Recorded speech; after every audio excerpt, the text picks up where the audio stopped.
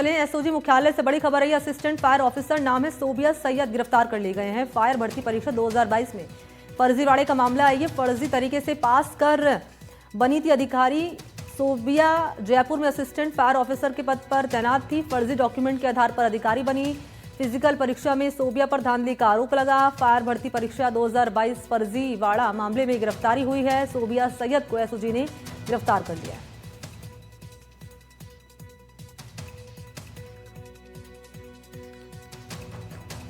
और तस्वीर भी आपके सामने रख रहे हैं। आरोपी की असिस्टेंट फायर ऑफिसर नाम है सोबिया सैयद। गिरफ्तारी हो चुकी है।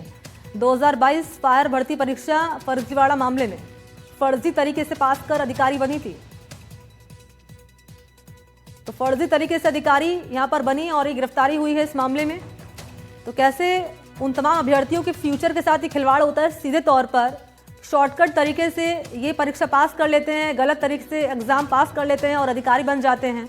और अब इस मामले में कार्रवाई हुई है। जरा जान लेते हैं कैसे इस कार्रवाई को अंजाम यहां पर दिया गया है। हमारे सहयोगी दीपक हमारे साथ मौजूद है। दीपक बताएं।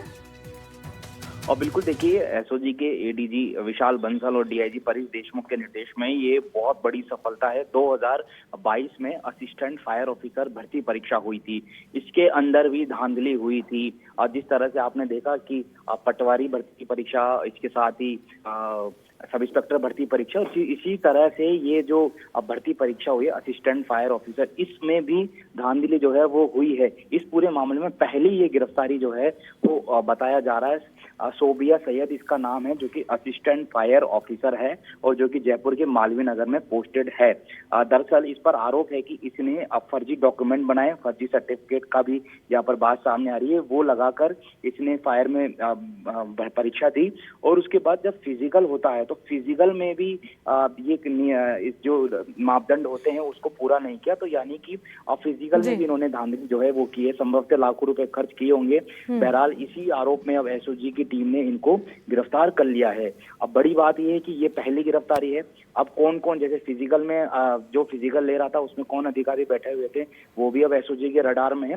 और इसके साथ ही और कितने इस तरह से असिस्टेंट फायर ऑफिसर है जो कि फर्जी डॉक्यूमेंट लेके नौकरी लगे हैं, अभी लगे हुए भी हैं और भी लोग हो सकते हैं। तो वो सारे अब एसओजी के रडार में है। माना जा सकता है कि इससे जब पूछताछ की जा रही है, इससे कनेक्टेड जो नेटवर्क है उसके बारे में पूछताछ की जा रही है।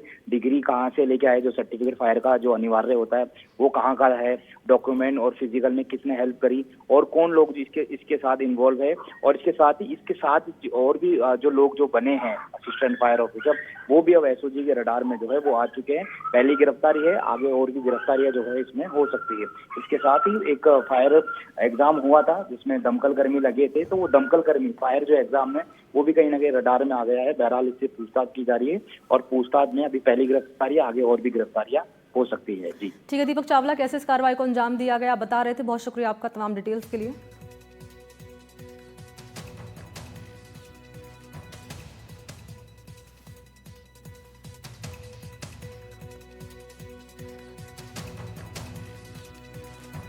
और फिर से आपको जानकारी देते चले कि एक बड़ी कार्रवाई जिसे यहां पर अंजाम दिया गया है। फायर भर्ती परीक्षा 2022 में फर्जीवाड़े मामले को लेकर ये कार्रवाई हुई है। फर्जी तरीके से पास कर बनी थी अधिकारी। एक बड़ी कार्रवाई को अंजाम दिया गया है। एक्सक्लूसिव तस्वीरें जो आपके सामने हम रख रहे हैं। और चलिए इस बीच बड़ी खबर पर अपडेट भी आप जान लीजिए। विधायक कोष कमीशन कांड से जुड़ी हुई है। कमीशन कांड फंसे विधायकों की पेशी सदाचार कमेटी के सामने पेश हो रहे हैं विधायक। कमेटी 1-to-1 विधायकों से पूछताछ कर रही है। विधायक कोष के एवज में कमीशन मांगने का आरोप है और अपडेट आपको दे रहे हैं कि इस मामले में दरअसल विधायकों की पेशी और सदाचार कमेटी के सामने विधायक पेश हो रहे हैं। काम करना चाहते हैं, उसके आधार के ऊपर समिति ये जानना चाह रही है कि एमएलए लैड के अंदर अगर इस तरीके का भ्रष्टाचार पाया जाता है तो वो लोकतंत्र के लिए और जनप्रतिनिधि के लिए एक बहुत बड़ा दुर्भाग्यपूर्ण है। उसी के आधार के ऊपर उन्होंने जवाब देते हुए 10 दिन का समय मांगा है। 10 दिन का समय उनका होने के बाद में जो समय दिनांक जो तय होगा समिति तय करके उनको बताएगी। अनीता जाटव जी ने भी अपनी बात पूरी तरीके से समिति के सामने रखी है। उनका पूरा पक्ष समिति ने सुना है। समिति के सामने जो हमारे माननीय सदस्य अभी मीडिया के सामने मेरे साथ में हैं, उन्होंने बारी बारी से उनसे सवाल किया। सवाल करने के बाद में उन्होंने कहा भाई जो तथ्य मेरे साथ में थे और उसके अंदर कहीं पे भी मैं इनके अंदर लिप्त नहीं थी।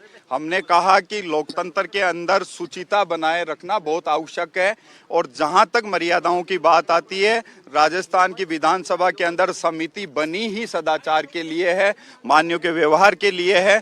उन्होंने भी 7 दिन का समय मांगा है, कुछ लिखित